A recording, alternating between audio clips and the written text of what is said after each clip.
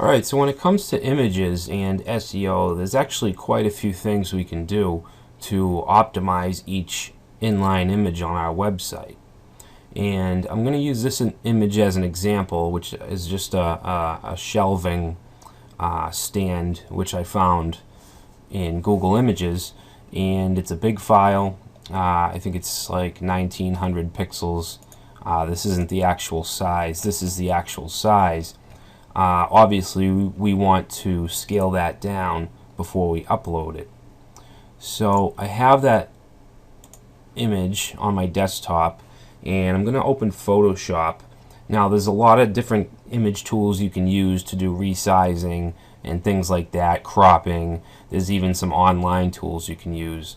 Photoshop is just is a really popular program to do that with. So I'm going to do a few things here, and the first thing we want to do is resize this image because we don't want to upload the image how it is and then change the width and the height within CSS. We want to actually make it the smallest we can and still use it. So in Photoshop it's pretty simple, just like you could even use Microsoft Paint. Okay, so we're just going to go to Image and go to image size, and the size is 1900 pixels wide, which is very big. For our blog post, let's say we'll probably want it around 450 pixels. Okay, so let's see, 450, and with Photoshop we can have these constrained proportions which we want to keep because we don't want to just change the width. And you can see that it was 7.88 megabytes, and after the resizing it's only 452 kilobytes, which is still pretty big. We'll bring that down a little. So let's resize it, and we can say actual pixels. So this is the size it will be, which is pretty ideal for a blog post. Now what we want to do is save this image. Well, first let's take a look at the file name. You can see that the file name is not optimized at all. We have spin, prod, and then a bunch of numbers. So we want to optimize this title. And if we look at the post that we're going to put this in, we're going to put it under this office shelving types, and we have wood shelf. So I think a good name for this image would be home office wood shelf. Okay, so I'm going to go back to Photoshop. Alright, well I guess we're just going to have to save it normally. So what we want to do is change this title, and we don't want to use spaces, so we'll use underscores. We'll say home office wood shelving .jpg and save that. And now here's where we can mess with the quality a little bit. By default it's giving it a 9, which is high quality. You can see 12 is the maximum, and the file size is right here. The maximum would be 109 kilobytes. We don't want that. So we also don't want to bring it down here. We don't want it low because the image will look really crappy and really grainy. So we want to go somewhere in the middle. I think 7 would be okay. And you can see actually, if you look at the image and I scroll down to 0, you can see it's just very blurry. 3, it's still grainy. 5, looking better but still low quality. 7 looks pretty good, and it's only 45 kilobytes. So let's save that.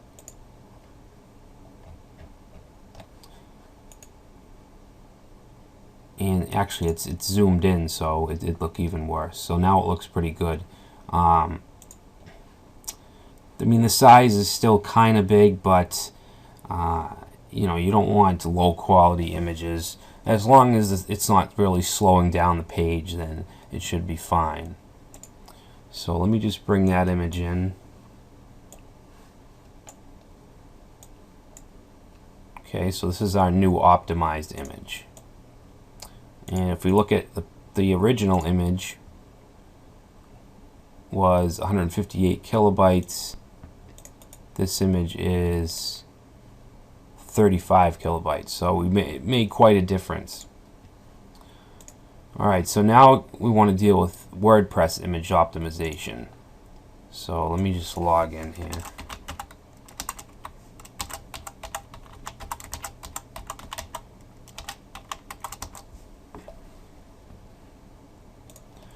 Alright, so we're going to go to our posts, and we want to go to,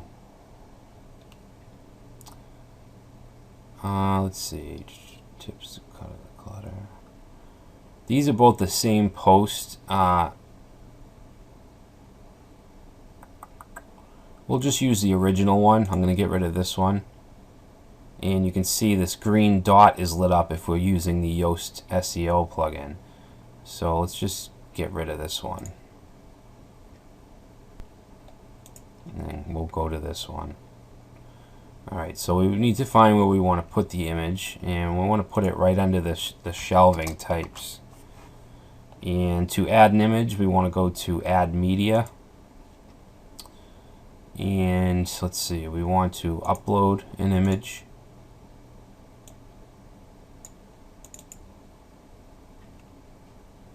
Alright, so there's our image. And here is where we can actually add some more optimization. The title, we can change this so that it's more human readable. So without the underscores, we can use capitals. So let's do that. Home office,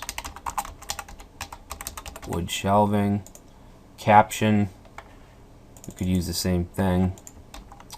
Alt text, same thing. Description,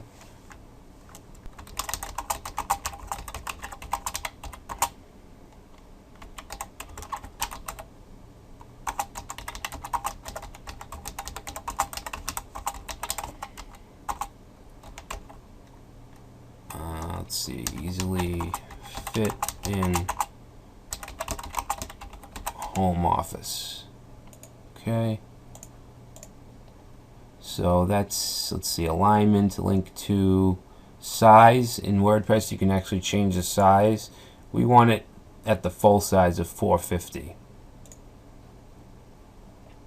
And that's pretty much as optimized as we're going to get. So let's insert. And the caption, we don't need the caption, so let's get rid of that. And if we look at the HTML, let's see. So here's our image here. Okay, it has an alternative attribute with home office wood shelving. Okay, so you want to use an alt attribute no matter what. For one reason, it's good for SEO. For another, if for some reason the server can't find this image, all right, if it's deleted or it was moved or it was never there, it'll use this alternative text. Okay, so you want this to be readable by humans. Okay, it's not just for the search engines; it's for people visiting your website as well. All right, so let's update that.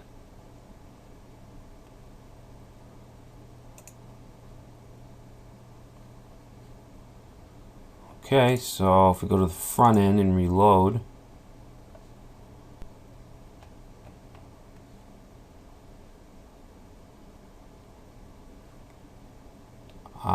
what?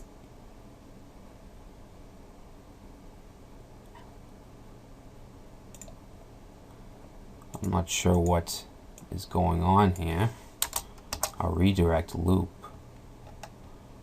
Alright, so let's see. Alright, I don't know what that was about. But here's the image. Alright, so it looks good. It's not grainy, it's not blurry. We can open it up in a new tab.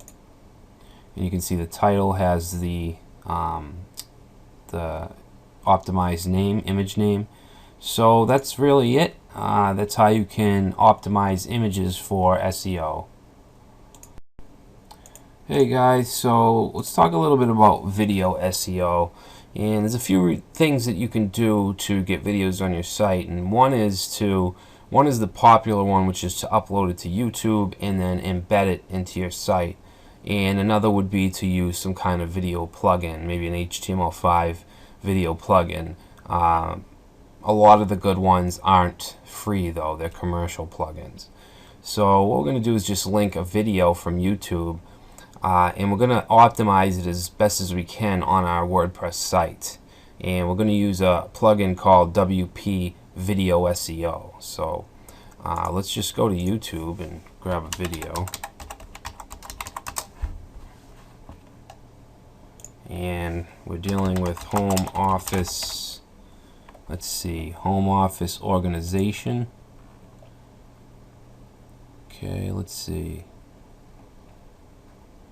I guess we can just grab this one here, small office tour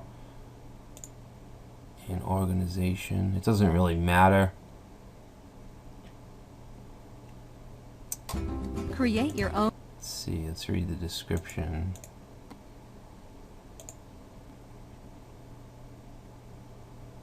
So this video could be a little more optimized on the YouTube side of things.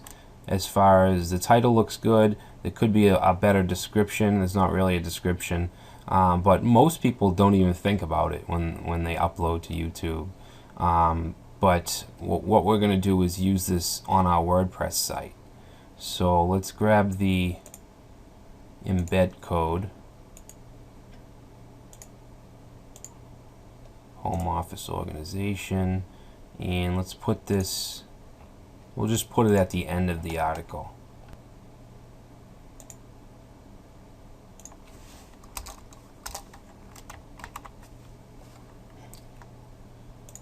And let's center it.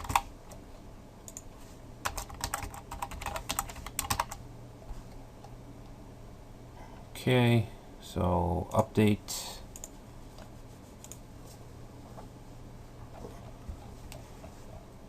Okay, so now we have a video on our page. Now let's go ahead and look for the plugin. Go to Add New, and it's WP Video SEO. Alright, so you can see right here, we can generate a sitemap for your YouTube videos. And we should have some options to optimize that. So let's install that and activate it. So let's see, under settings we have this WP Video SEO link, and let's see, click on the following button to generate a video sitemap. So let's actually add one more video. Let's grab this one here.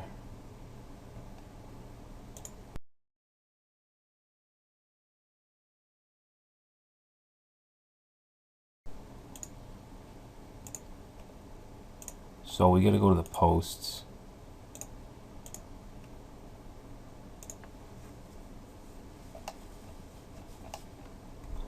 And I'm just going to add it right under this video. Let's make these, let's make them both 560.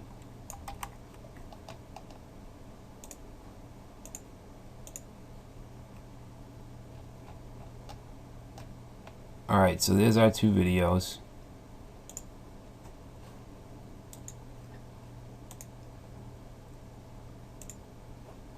Okay, so let's go back to settings. And now we can generate our video sitemap.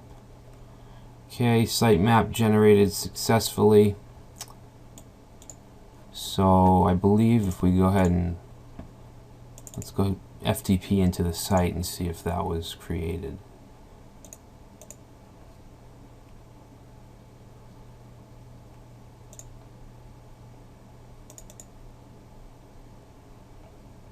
Okay, let's see.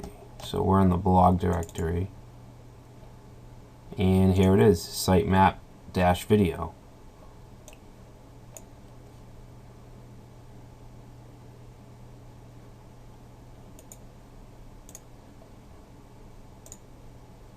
Alright, so it's an XML file. It's a valid XML file. We have, let's see, the LOC tag has the actual link to the article that the videos are in.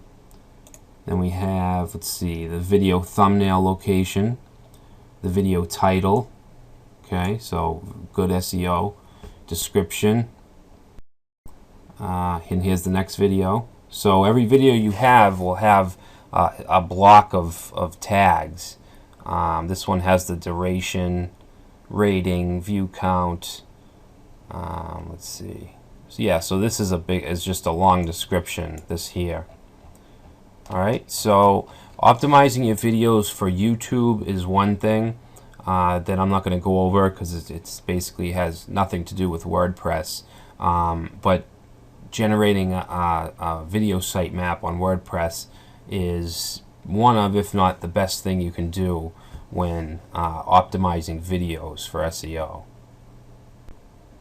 So in the SEO world, there's something called rich snippets, and what rich snippets do, they allow data to be structured in a certain way depending on what type of site that's popping up in the results, whether it's a restaurant, sorry about that, whether it's movie or something like that. For instance, you might have the rating of a current movie, and there's different sites and services that allow that to happen, and one of those is Schema.org. Alright, so this site provides a collection of schemas, which are HTML tags that webmasters can use to mark up their pages in ways recognized by major search providers. And there's a really good blog post at wordtracker.com, and we can actually see some examples of these. So, alright, so this is for a movie. Okay, so if we type in Singing in the Rain, there are the top listing, which is from the IMDb site, has ratings and reviews right in the search. Okay, you can see that this example doesn't.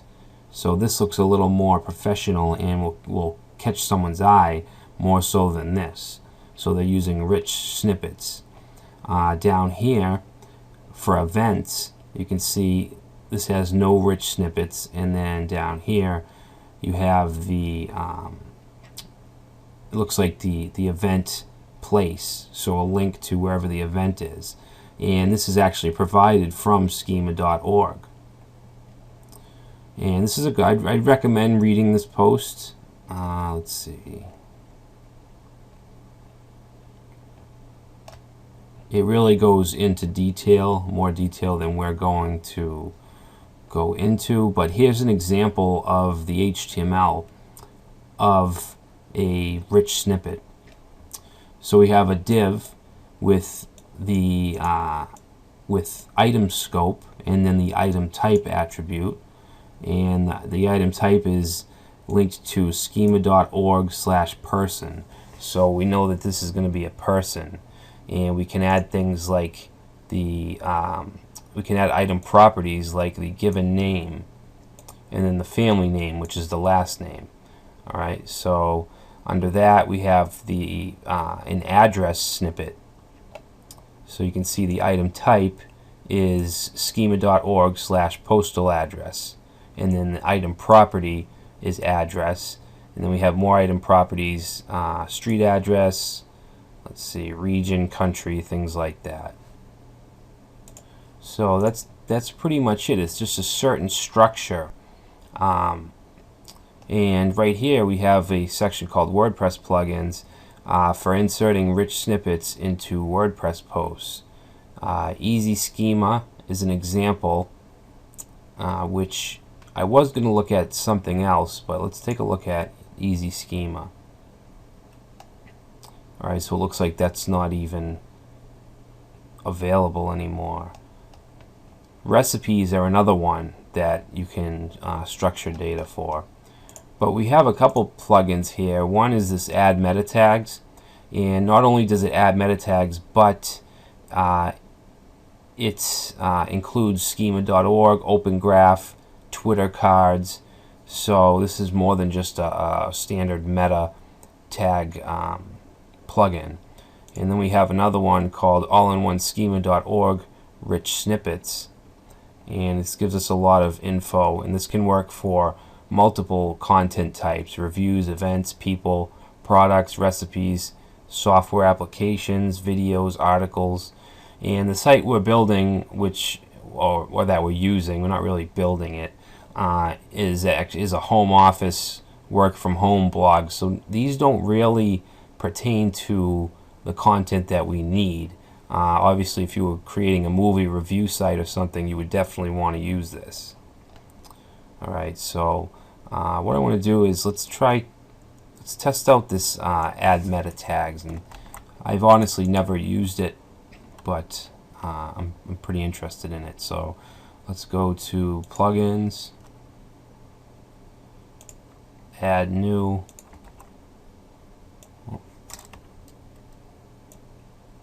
Oh, I don't know what that is. Alright, add meta tags. It's got some good reviews too, so let's install that. Activate it. Okay, let's see if we have any settings.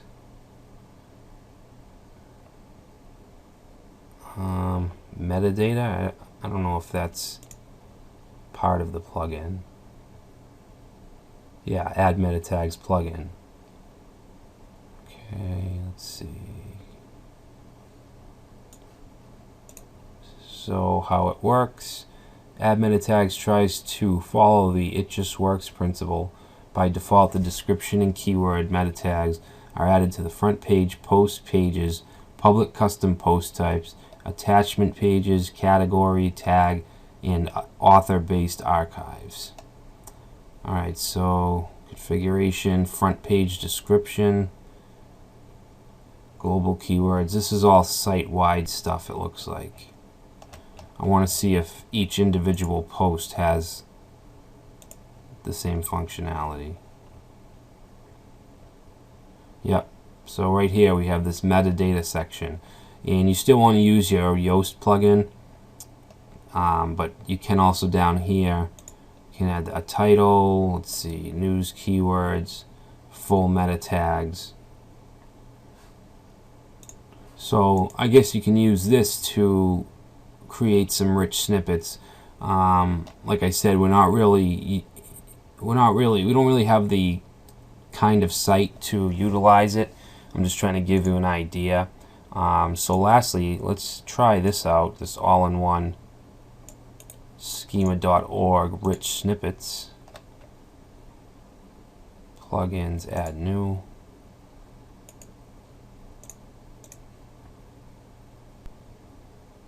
And good reviews for this one as well.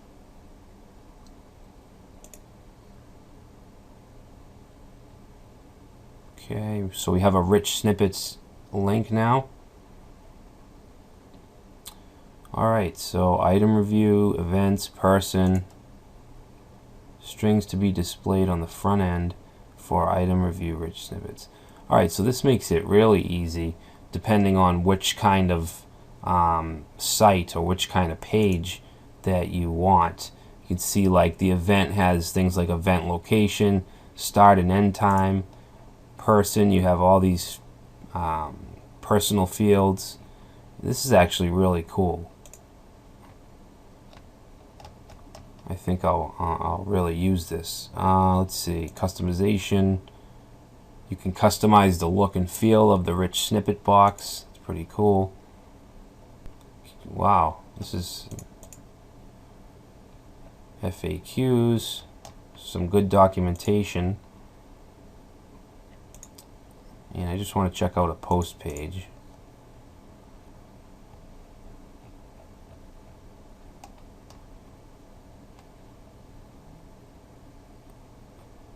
Okay, so configure rich snippet.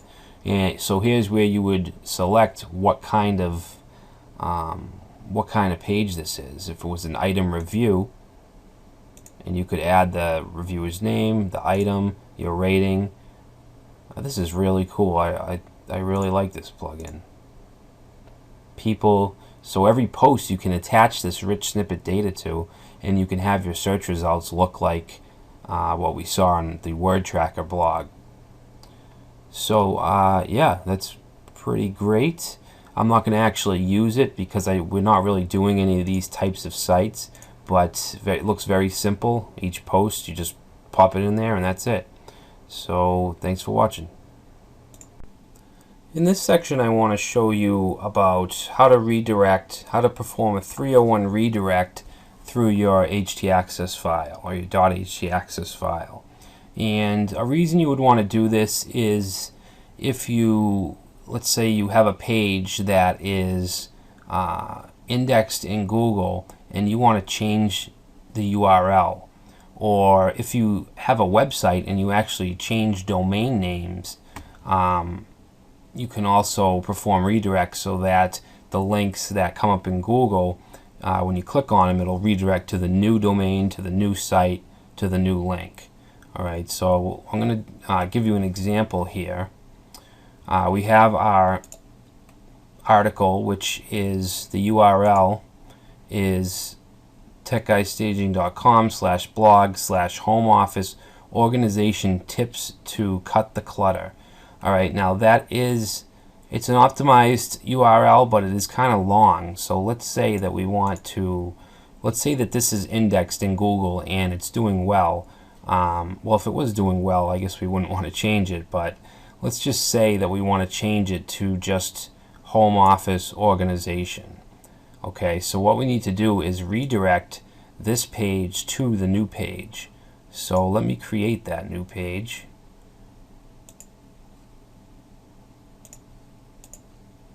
Okay, so basically, hold on a second, I just want to copy this.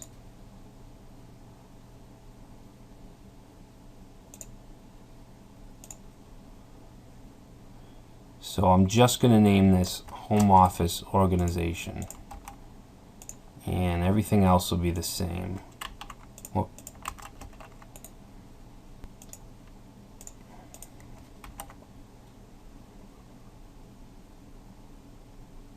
Okay.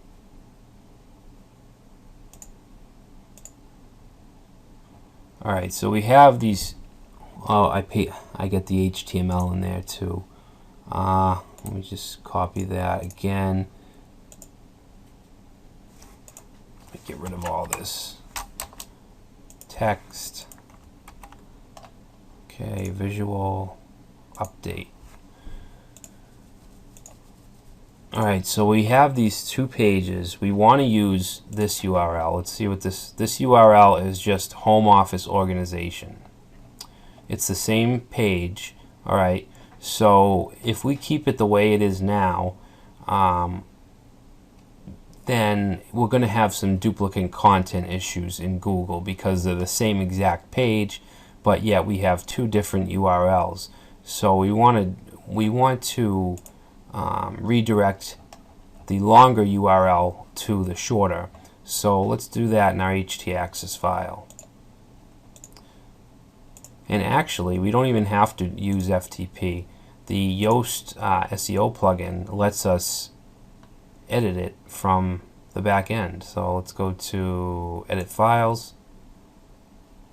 We get our robots.txt and our .htaccess file. So let's go down.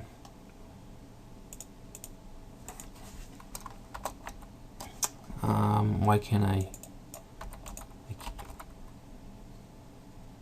Oh, it's not writable. Okay. So while we're at it, let's just go ahead and change the permissions of that. So I'm going to log back into TechGuyStaging.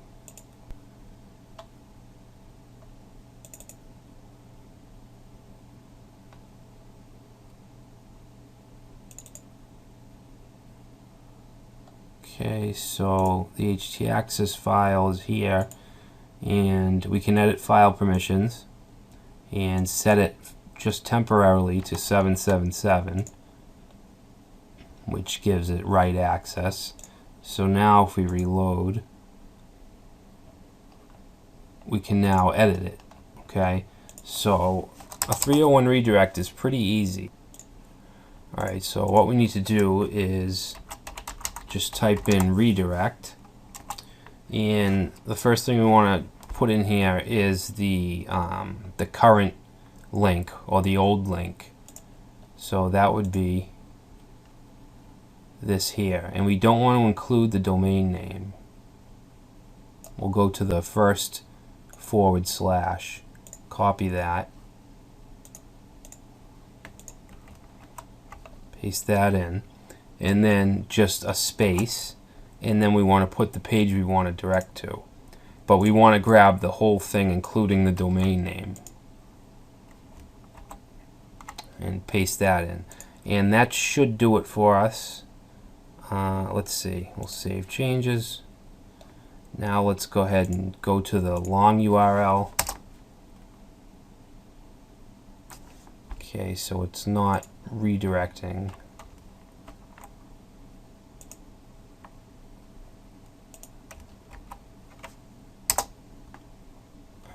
Okay.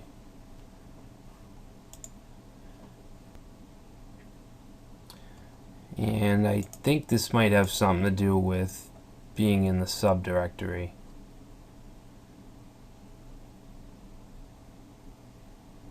Oh, I'm sorry, I have the long URL twice. We want the second, what is going on? The second link should be the short one. So I'm going to copy this. Alright, so let's see.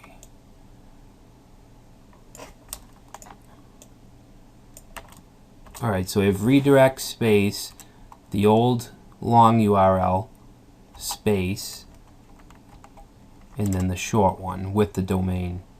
Alright, let's try that. Okay, so let's go to the home page, and then we'll click on the long URL, and it's still redirecting us. I mean, not redirecting us.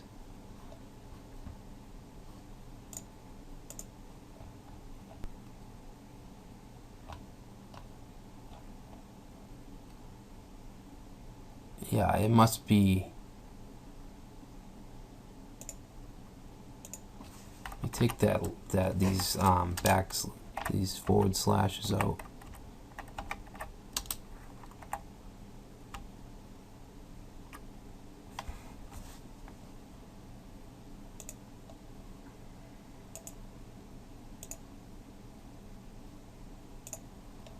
Actually, let me also try just putting blog here, because we're in the subdirectory.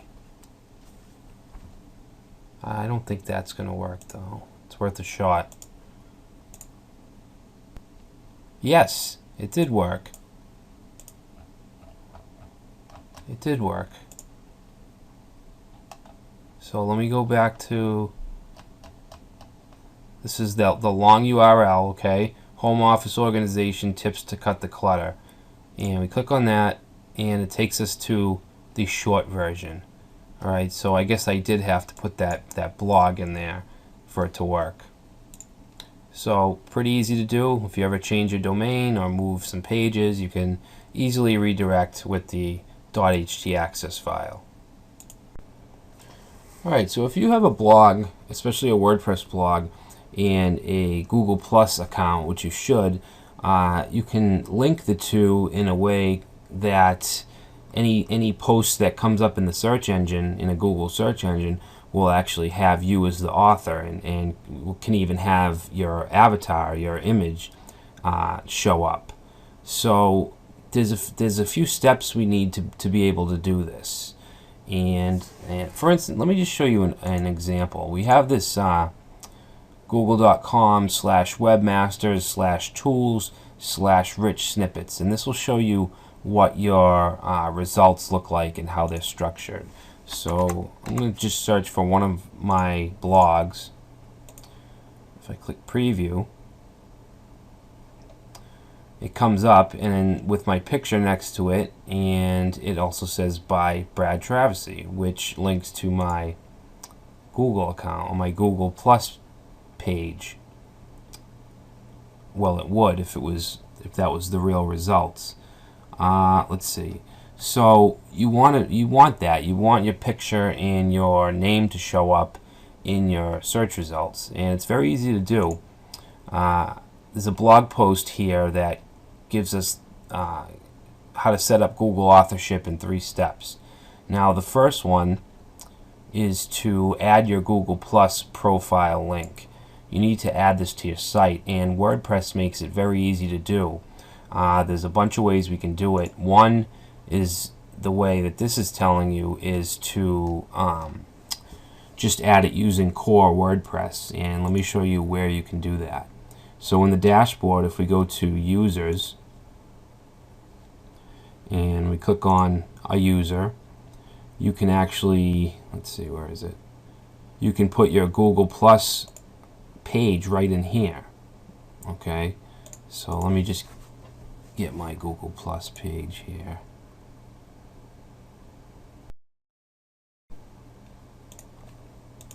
I don't want my company one, I just want my personal.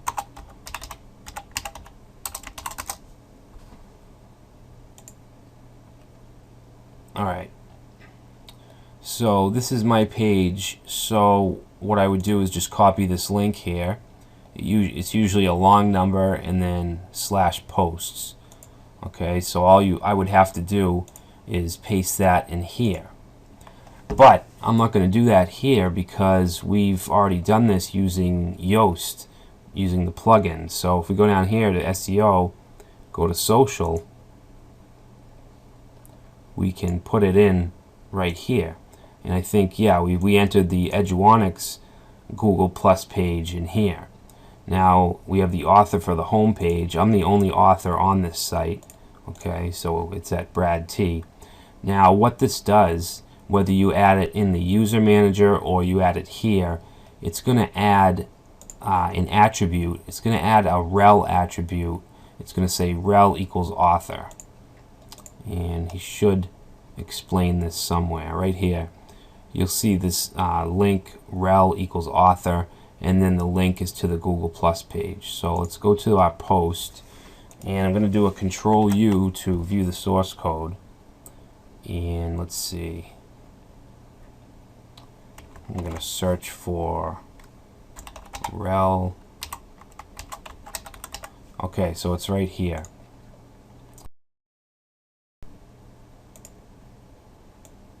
Rel equals author.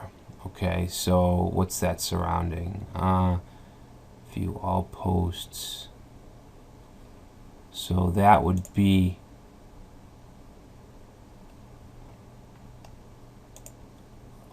actually, I don't know if the post doesn't have my name. A lot of times it will have the user's name here, which would link to it, but that's alright. I'm not exactly sure where it is, but we know it's there. Alright, so the next thing you need to do is go to your Google Plus account and add this website or this blog as that you're a contributor to. So I'll show you that.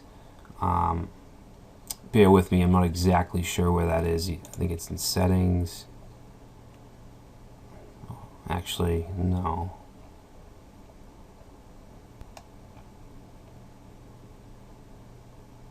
Just give me a second. Data, me on the web, maybe? No.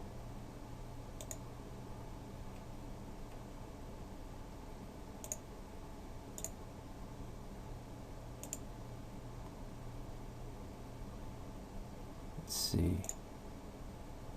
Profile, is it there?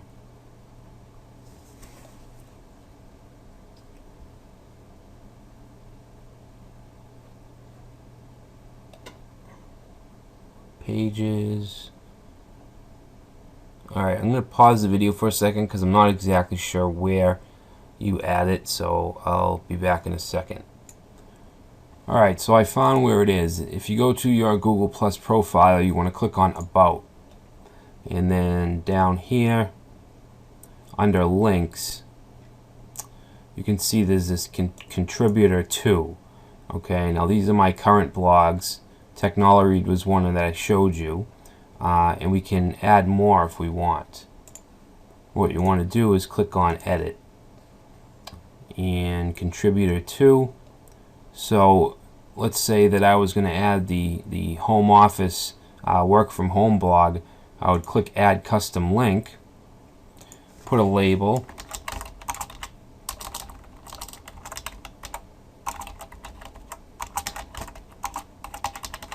and then I would put the URL and then click Save, and then I'd be a contributor. Okay, so Google looks that up to make sure that you are a contributor, and then the authorship will kick in and you'll get your picture and your name will show up on the actual search result.